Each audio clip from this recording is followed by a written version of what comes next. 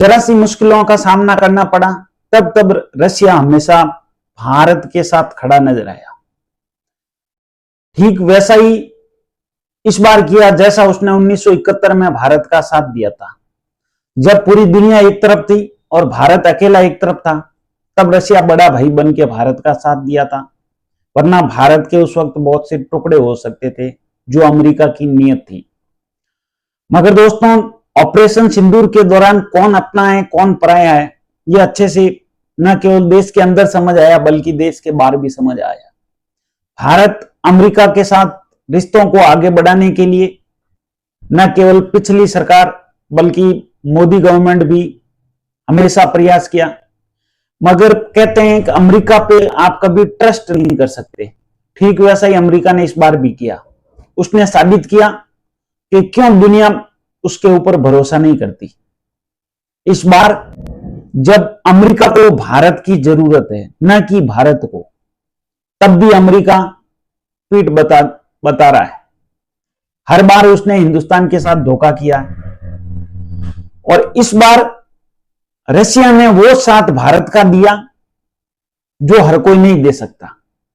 Russia ने कितने fighter jet Hindustan के अंदर भेजे, यह बताऊं। उससे पहले ऑपरेशन सिंदूर के दौरान रशिया ने क्या क्या भारत की मदद की, उस पर भी चर्चा करना अति आवश्यक है। दोस्तों, आपको पता है कि एक उसने ऑपरेशन सिंदूर के दौरान रशिया ने युद्धपोत भेजा था। उसके बाद एंटी मिसाइल सिस्टम भेजा था जिसका नाम था इग्ला एस, उसने भी उस दौरान भेजा था। और इस बार रशिया ने वो काम किया है जिसकी भारत को सख्त आवश्यकता थी। रशिया ने फाइटर जेट 5वीं पीढ़ी का, जो भारत के पास नहीं है, 4.5+ जनरेशन का राफेल है, उसकी 5वीं पीढ़ी की भरपाई करने के लिए रशिया ने अपना 5वीं पीढ़ी का फाइटर जेट इंडिया भेजा है। वो भी एक नहीं, 5 से 6 फाइटर जेट उसने इमरजेंसी में, जो रशियन आर्मी के लिए, रशियन एयरफोर्स के लिए थे, वो इंडिया को दिए। उसका कार्गो प्लान आया इंडिया के वो फाइटर जेट लेके, जिसमें 5 से 6 के करीब संख्या हो सकती है, कम से कम 5 फाइटर जेट। और उसके अलावा भी उसने बहुत से इक्विपमेंट भेजे हैं। आपको पता है कि सरकार ने सारी जो वेपन फैक्ट्रीज हैं उनमें कर्मचारियों की छुट्टियां रद्द कर रखी है। किसी भी कर्मचारी को हॉलीडेज छुट्टियां नहीं मिल रही है। सरकार ने अति आवश्यक होने पर ही 1 से 2 छुट्टी महीने में इजाजत दे रखी है। और धड़ाधड़ हथियार बन रहे हैं, धड़ाधड़ गोला बारूद बन रहे हैं। उससे लग रहा है कि भारत कोई बड़ी तैयारी कर रहा है चाइना और पाकिस्तान के खिलाफ।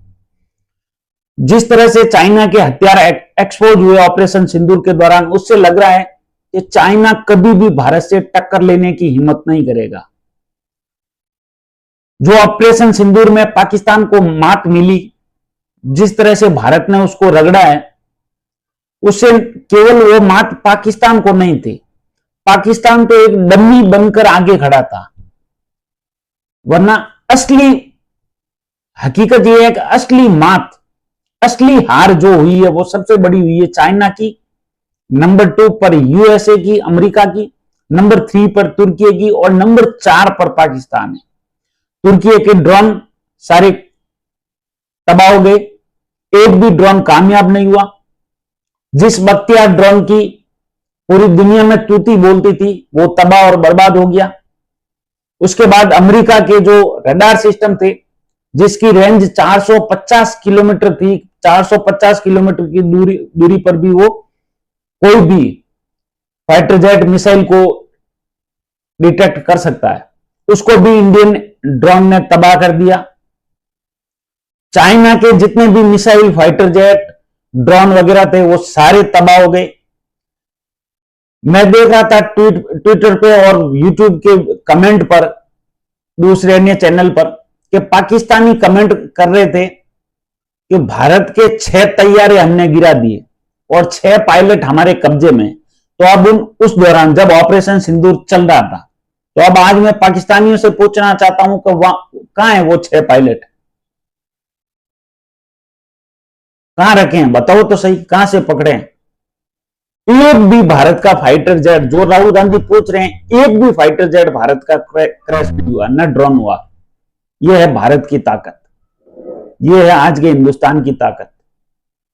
तो रशिया 5 से 6 फाइटर जेट SU-57, जिसकी कैपेसिटी अमेरिकी F-35 को मात देने की है। 2 फाइट में वो अपनी स्थिति एक झटके के अंदर बदल सकता है। डॉग फाइट में F-35 का बाप बना हुआ है, उसके लेवल का F-35 भी नहीं है, और रेंज उसकी, कॉम्बैट रेंज भी उसकी ज्यादा है, और एक साथ 60 हथियारों को डिटेक्ट कर सकता है। जिस तरह से रशिया ने भेजे, उससे रशिया की दोस्ती तो साबित हुई है, मगर उससे ज्यादा इंडिया की तैयारियों को लेकर सवाल खड़ा हो रहा है कि क्या इंडिया कोई बड़ी प्लानिंग कर रहा है, क्या उसकी प्लानिंग POK को लेकर है, या चाइना और पाकिस्तान दोनों के लिए है। देश के अंदर और देश के बाहर जिस तरह से दुश्मनों का सफाया चल रहा है, दुश्मनों को डिटेक्ट किया जा रहा है, बांग्लादेशी हो, रोहिंग्या हो, या फिर पाकिस्तान, चाइना, इन सबको ढूंढ ढूंढ कर रोहिंग्या और बांग्लादेशियों को बाहर भेज रहे हैं रात के अंधेरे में। अगर वो घुसे तो उनको तीरों से मारा जा रहा है।